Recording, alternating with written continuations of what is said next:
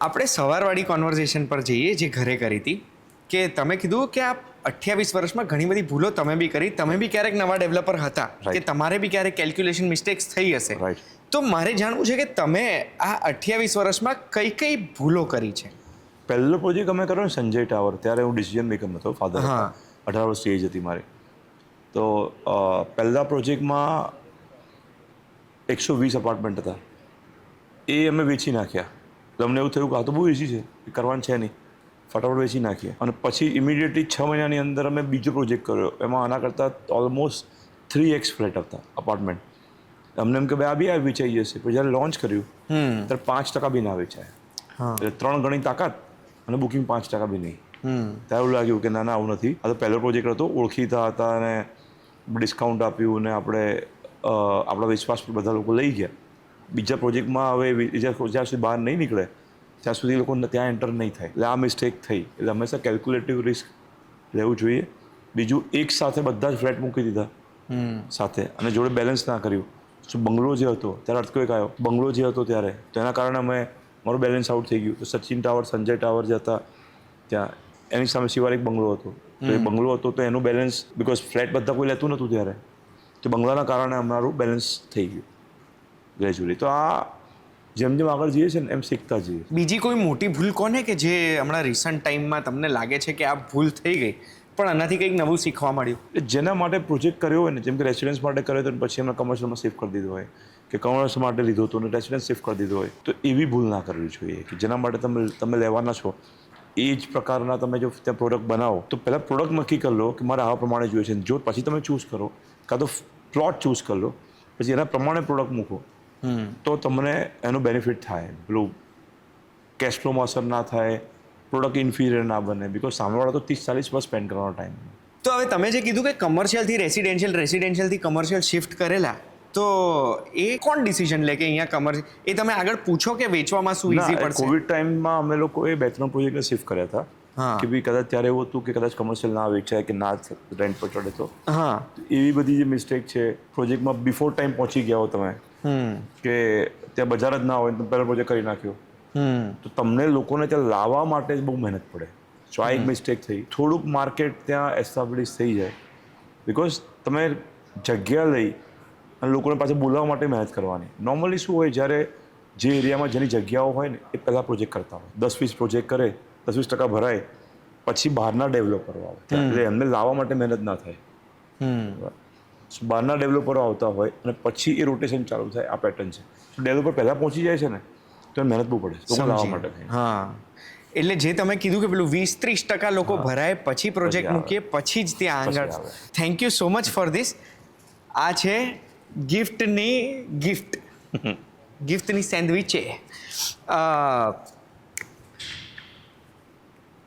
મારે તમે આટલા સમયમાં જેટલું બી કામ કર્યું છે, આપણે કહીએ ને કે કોઈ બી બિઝનેસમાં એક એવો સમય આવે કે લેજો, હું તો સવાલ પૂછશે એમ, આ કોઈ બી બિઝનેસમાં એવો સમય આવે કે જે સમયમાં અમે એવું કહીએ કે આ ના થયું હોત ને મારી સાથે તો હું આટલું બધું શીખ્યો ના હોત. શું થયું એવું તમારી સાથે? કઈ કેવી એક વસ્તુ? ટીમ સારી ના હોત ને, તમે સારું સિલેક્શન ના કર્યું હોત તો કદાચ આટલું શીખ્યું ના હોત. ટીમ તમારા માટે ઇમ્પોર્ટન્ટ છે. તમે એકલા તો બધું નથી કરી શકતા.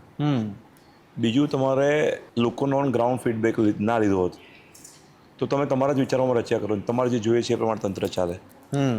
અને જે ગ્રાઉન્ડ પર તમે બધાને પૂછો, મળો, તેના ફીડબેકથી તમારા નવા પ્રોજેક્ટ સારા આવ્યા કરે. સો માર્કેટથી અપડેટેડ રહેવું જોઈએ. અને સોશિયલ મીડિયા હોય તો તમને એમાંથી બહુ ફરક પડે છે.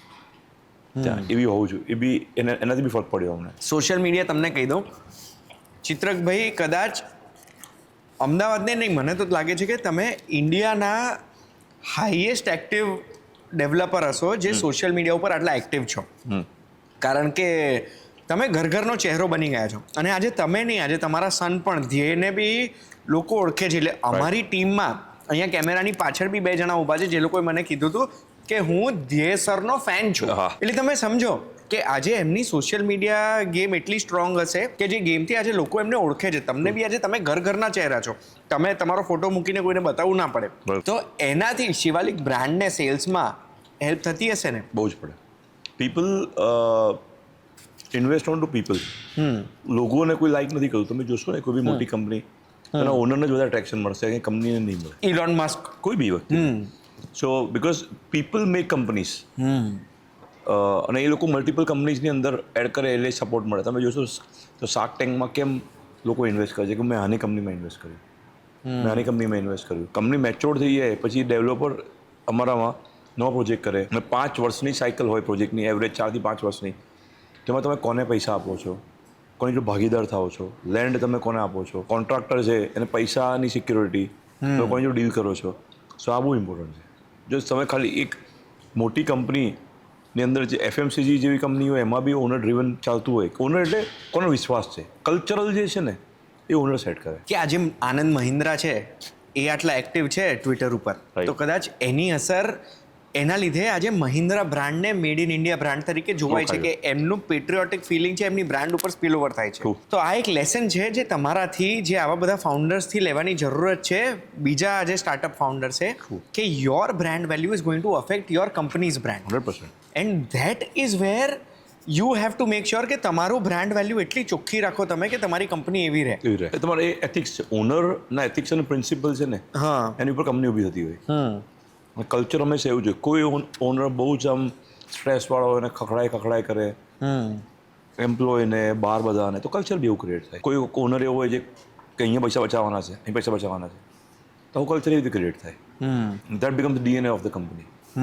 સો જે એથિક્સ અને પ્રિન્સિપલ છે ને એ ફિલોસોફી એની જ હોય. બાકી પછી એ કલ્ચર થઈ જાય, પછી જેવી નવો વ્યક્તિ જોડે એમાં સેટ થતું જાય. તો આજે તમારું જે થિંકિંગ છે, તમારો જે વિચાર છે, જે તમે કીધું કે તમે આજે કોઈ બી વ્યક્તિને આવું ટ્રેન કરવા માંગો છો, પ્લસ તમે જે કોર્પોરેટ તરફ લઈ જવા માંગો છો, શિવાલિક 4.0, એ વિચાર તમારા ગ્રાસરૂટ એમ્પ્લોય, કે જે માની લો કે જે સૌથી હજુ તો ગ્રો કરી રહ્યા છે કંપનીમાં, ત્યાં સુધી એ તમારા ફિલ્ટર થઈને જતા હશે કે પછી? Because I keep talking to them, I keep training them. નવું કલ્ચર આવે, my 90% time goes to train my team.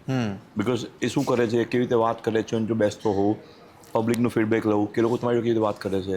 જ્યારે શિફ્ટ થાય ને ત્યારે 95% પીપલ કદાચ શિફ્ટ થાય, 5-10% ના બી થાય. નોર્મલ કેસમાં 50-50 હોય, 50% શિફ્ટ થઈ જાય, 50% અડેપ્ટેબલ પછી હોય. તો તમારે ચેક સુધી સાંભળવા પડે, શું બોલે છે શું નહીં. આજે અમે પ્રીમિયમ પ્રોજેક્ટ કરીએ છીએ તો એમ તો ફીચર્સ જ વેચે છે, ટાઇલ્સ કે એસ્પિરેશન વેચે છે. મર્સિડીઝમાં પાવર વિન્ડો છે, કોઈ ચર્ચા ના કરે. બહુ જ સાચી વાત છે. હા, પાવર વિન્ડો છે એ ના હોય કે ચર્ચા, બિકોઝ એ બાય ડિફોલ્ટ છે કે પ્રીમિયમ પ્રોજેક્ટ્સની અંદર પાવર વિન્ડો હોવી જ જોઈએ. એરબેગ આમાં છે, ચર્ચા ના થાય. So that is a culture. So એ તમારે ધીરે ધીરે સુધી નીચે સુધી લાવવું પડે. જ્યારે કંપની શિફ્ટ થાય ને ત્યારે બહુ ઇમ્પોર્ટન્ટ છે. શ્યોર.